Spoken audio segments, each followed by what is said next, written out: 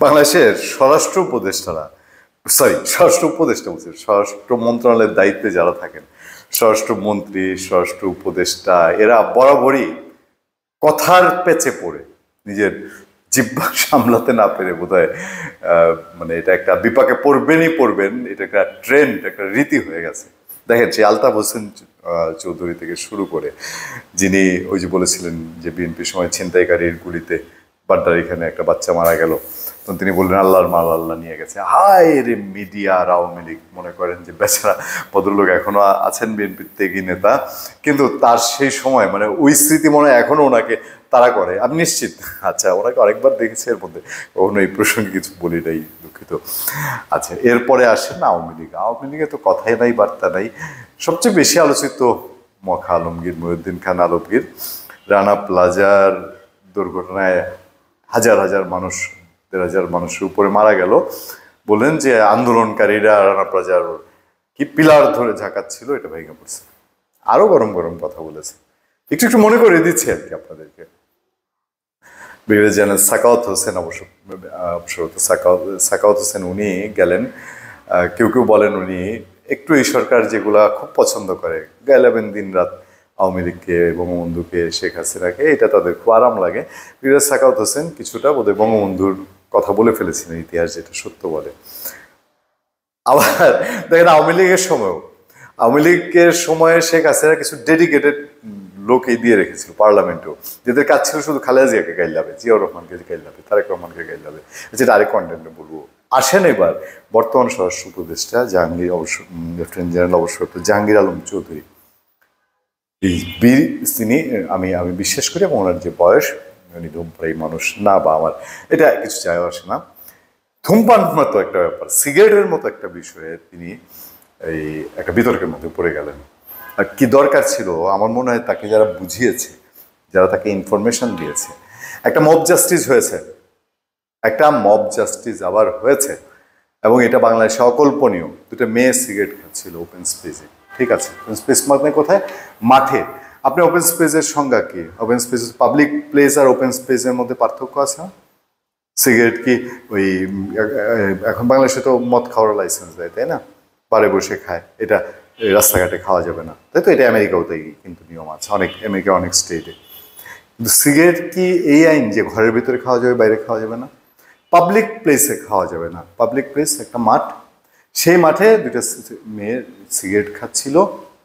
এক পর্যায়ে টুপি পরা এক ভদ্রলোক এসে তাদেরকে এমনভাবে ইরিটেট শুরু করলো, তাদেরকে মানে উত্ত্যক্ত করা শুরু করলো, তাদেরকে বিরক্ত করা শুরু করলো। এক পর্যায়ে কথা কাটাকাটি, এক পর্যায়ে একজনের হাতে চায়ের কাপ ছিল, চায়ের কাপটা সে ছুঁড়ে মারলো। তারপর তাদেরকে গাঁজাখুর, এইটা সেটা বলে মোটামুটি ধর্ম মিলিয়ে মেয়েগুলাকে হেনস্থা করে পুলিশে দিবেই। একটা মেয়ের ফেসবুক পোস্ট ছড়িয়ে পড়েছে, সেখান থেকে যা জানা যাচ্ছে। স্বরাষ্ট্র উপদেষ্টা বললেন তার কাছে খবর শুধু ওই হুদাই চা দিয়ে। আচ্ছা, একজন মানুষ যদি নামাজ পড়তে যায়, বাংলাদেশে কারো বুকের পাটা আছে, হিম্মত আছে, শুধু নামাজ পড়তে যাবে আর একজনকে সিগারেট খেতে না করবে, আর এরকম চা ঢিল দিয়ে মেরে দিবে? এই আজকালকার সমাজে, আজকালকার দেশের এখন যে ভাবমূর্তি, এরকম বুকের পাটা কারো আছে? স্বরাষ্ট্র উপদেষ্টাকে সেই তথ্য গিয়ে কিছু লোক দিয়েছে মব জাস্টিস করতে, এখন না করে স্বরাষ্ট্র উপদেষ্টা, সতর্ক করে মব জাস্টিসকারীদের। নিজের যদি কেউকে প্রশ্রয় দেওয়ার মতন পরিস্থিতি তৈরি হয়, মব জাস্টিস ওলার যারা ওই দিন এই দুইটা মেয়েকে থানায় নিতে, তাদের মধ্যে একজনকে পিটিয়েছে, গায়ে হাত তুলেছে, নোংরাভাবে হাত তুলেছে, স্পর্শগত জায়গায় হাত তুলেছে, তারপর লোকজন জড়ো করেছে, থানায় নিয়ে বলেছে এদেরকে জেল খাটায় ছাড়বে। যাই হোক, শেষ তক এটা একটা আপস মীমাংস হয়েছে। সেগুলোর বিরুদ্ধে তাৎক্ষণিক পুলিশ ব্যবস্থা নিয়েছে না, দেখেছে গায়ে চাঁদ ছুঁড়ে মেরেছে, এই তথ্য স্বরাষ্ট্র উপদেষ্টা পর্যন্ত দিয়েছে, তিনিও বলেছেন এই কথা। ফলে খেপে গেছে। আমার একটা অভিজ্ঞতা বলি, সেদিন মোহাম্মদপুরের দিকে যাচ্ছিলাম, সেখানকার শিয়া মসজিদ মোড়ে একটা রিক্সা চালককে, আমার কাছে ভিডিও আছে, একটা মোটামুটি মধ্যবয়সী এক ইয়াং ছেলে, সে পিটিয়ে এই থাপ্পড় দিচ্ছে, এই ঘুষি দিচ্ছে, কাছে যেতেই বলে এই জানেন এই যে মসজিদ দেখা কয়, এই মসজিদে কিসের নামাজ পড়ে, এগুলো কাফের মুনাফেক, এই সেই হাবিজাবি, এইসব বলা শুরু করেছে। মানে ধর্মীয় একটা রিক্সাওয়ালার উপরে, একটা রিক্সা চালকের উপর একটা অভিযোগ চাপায় দিল। তারপরে মেরে মরে ছেলেটা কোনোরকম চলে গেল। রিক্সা কাঁদতে কাঁদতে, বয়স্ক মানুষ, বলতেছে বাবা আমার যাওয়ার কথা, এই পর্যন্তই, আমার আরো দূর নিতে চায়, ভাড়া চাইছি ভাড়া দিল না, উল্টা আমার মাইরা গেছে। এই হলো মব জাস্টিস দেশে। এবং এই যে সিগারেট নিয়ে যে কীর্তি কারখানা ঘটে গেল চারদিকে, এটা শুধু সিগারেটের বিষয় না, 2 মেয়ের বিষয় না। দেখেন, বিবিসি পর্যন্ত এই রিপোর্ট যেভাবে গিয়েছে, বাংলাদেশ রাজধানী ঢাকার লালমাটিয়ার চায়ের দোকানে ধূমপান করা নিয়ে 2 তরুণীকে শারীরিকভাবে লাঞ্ছিত করার ঘটনায় ব্যাপক প্রতিক্রিয়া সৃষ্টি হয়েছে, ক্ষোভ প্রকাশ করেছেন অনেকে, হয়েছে প্রতিবাদ। ঘটনা ঘিরে স্বরাষ্ট্র উপদেষ্টার মন্তব্যে মানুষের ক্ষোভ, সমালোচনা আরও বেড়েছে।